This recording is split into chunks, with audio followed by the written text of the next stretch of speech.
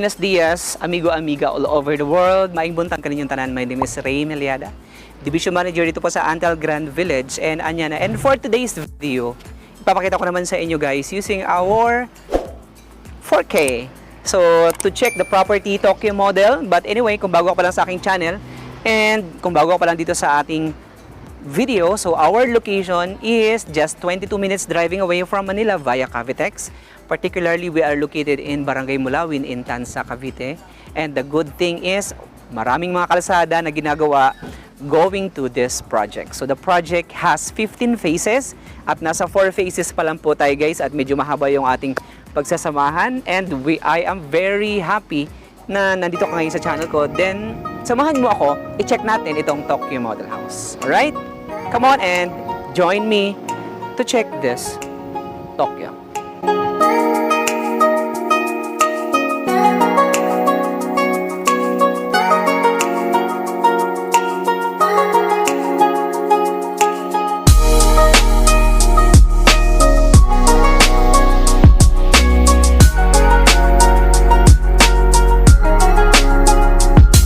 So to give you the specs of this property, so Tokyo Model House, one of the smallest model house dito po sa Anyana, Antal, Tansa. It comes with 100 square meters minimum with a floor area of 107.35. So it has 4 bedrooms, 2 toilet and bath, and provision for 2-car garage. Alright?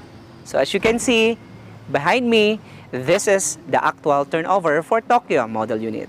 So, nakita niyo po yung physical property nitong Tokyo Model House. So, as you can see, the facade, it's more of glass and yung laki ng windows, it's very wide. And of course, you have this porch area. And you have this garden space, no? Lahat ng houses natin dito sa Antel, Anyana, Tansa, meron siyang mga landscape space. So, this is the sample of the landscape space. And as you also notice na yung bahay natin is dikit. So, since this is a model unit, nagkataon lang po na nagkaroon tayo ng dalawang wall because this is the end lot. Pero, yung mga turnover po natin is naka left firewall lahat, and then right firewall lahat. Anyway, this Tokyo model, this is the smallest unit we have in Anyana, Antel, Tansa. Alright? So, check natin yung ating turnover unit. Upon entering, so this is the physical or the actual turnover of the main door. So this is made up of steel panel door. So as you can see, it's 1 meter wide. So malaki ang ating space. And of course, you have this 1 step dito sa ground floor area. Okay? Alright, so this is the ground floor of Tokyo model, and this is the actual property or the actual turnover. So as you can see, your floor tiles is made up of ceramic tiles.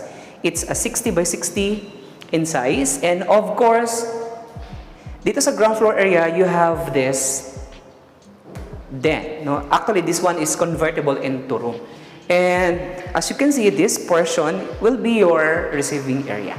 So you can put your furniture. In this area, this is your living space, no? And in this area, this will be your lanai space, which you have an access going to your garden space. Alright, so come on guys, and let's check on this area.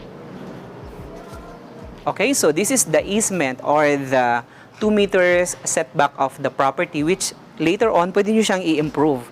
Or pwede kayong maglagay ng fence, or extension or renovation, or improvement sa inyong unit. And also, dito sa likod guys, pakita ko yun sa inyo kung gaano kalaki yung 2 meter setback pa po. Okay? As you can see, this is the 2 meters setback of the property, which later on, pwede nyo siyang gawing dirty kitchen and laundry area or service area. Right? So, let's check on the car garage itself. This is the car garage of the property. So as you can see, it can comfortably fit for a SUV and additional sedan dito po sa inyong pinaka lanai space. Alright, now check ulit natin yung house guys. So dito sa Tokyo model, we have 2 variants. So one is the orange and then the other one is brown. And also we turn over nitong Tokyo model with trellis and no trellis. But itong nakikita nyo ngayon, this is the physical property for our turnover unit. Alright, so head on to the second floor.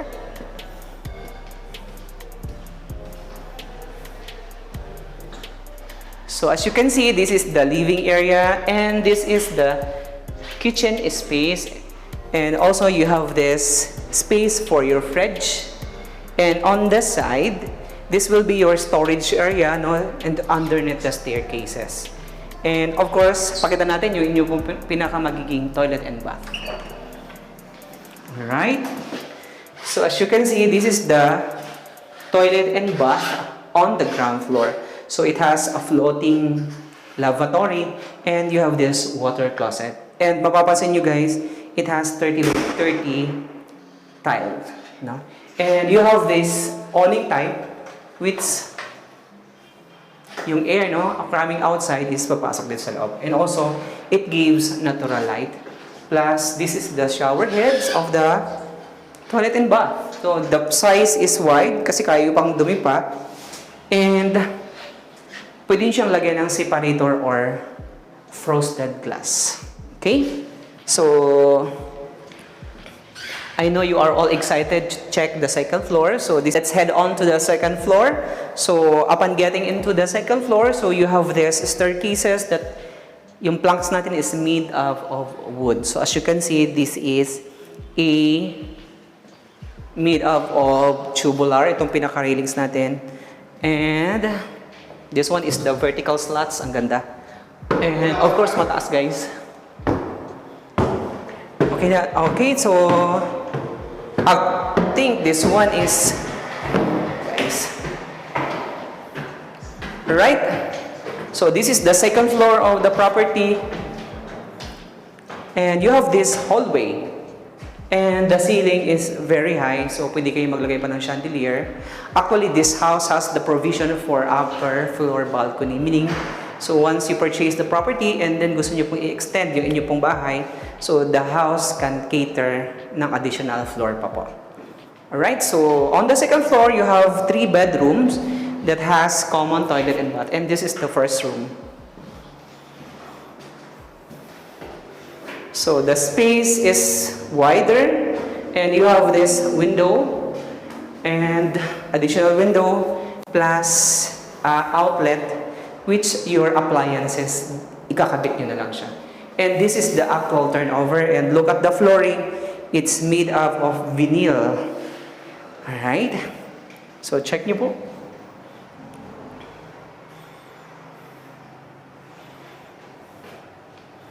Alright, okay, let's check on the second room. This is the second room.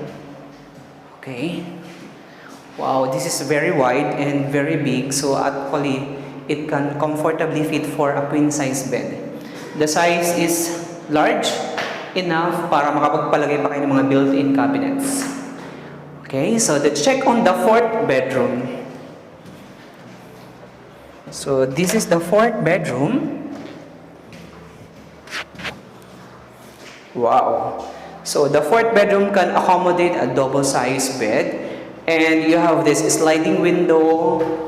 So napakaganda ng house kasi maliwanag, no? Lahat po is mga natural light. And additional on this side, another windows. And the outlets and the sockets is naka-ready na siya. Alright?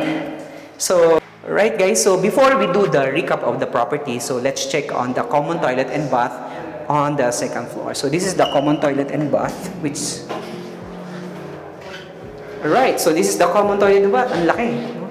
Malaki, malawak, and of course, pwede mo siyang lagyan ng separator here para medyo separate yung ating pinaka-toilet and then the shower area. And of course, makikita nyo rin na mataas yung kisame natin plus additional ventilation here. This is the awning type window which yung air coming outside. And it has floating sink, this one, and your water closet. Okay, so this is the actual turnover. So, bababa tayo guys. At papakita ko sa inyo ngayon kung gaano ba talaga kaganda itong Tokyo Model Unit.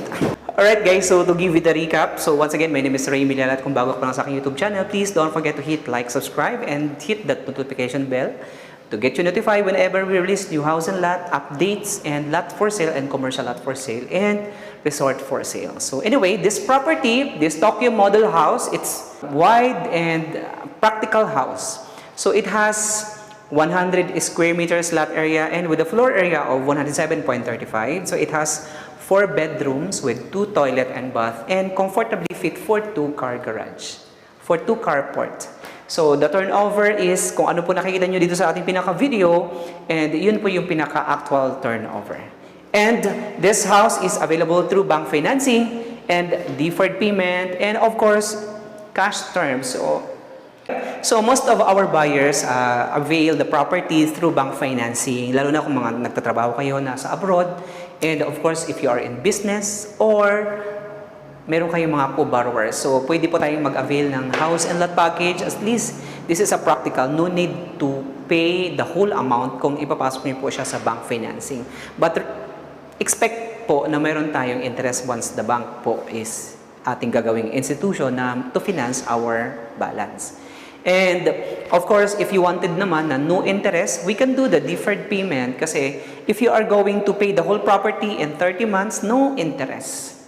Alright, so if you are going to pay the property through cash payment, so the developer will give you 10% discount on the lot and 5% discount on the house. And the good news today, since we are selling the Bel-Air West, East, and Central, the Central is kaunti na lang po. And the good thing today is meron tayong Bel-Air South na pwede na po tayong mag-reserve. So medyo mahaba yung pagsasamahan natin dahil yung phase natin is up to phase 15. So here at Antel Grand Village and Anyana, we offer house and lot package, lot only, and residential lots. So if you are looking into in real estate investment, just call us now and my team is very willing to assist you, and even me. Alright? Kung nagustuhan niyo po ang video na ito guys, please comment down below and you can share this video to your friends daw na kung gusto nilang mag-invest ng property dito po sa Antel Tansa. Once again, my name is Ray and thank you and see you in my next video.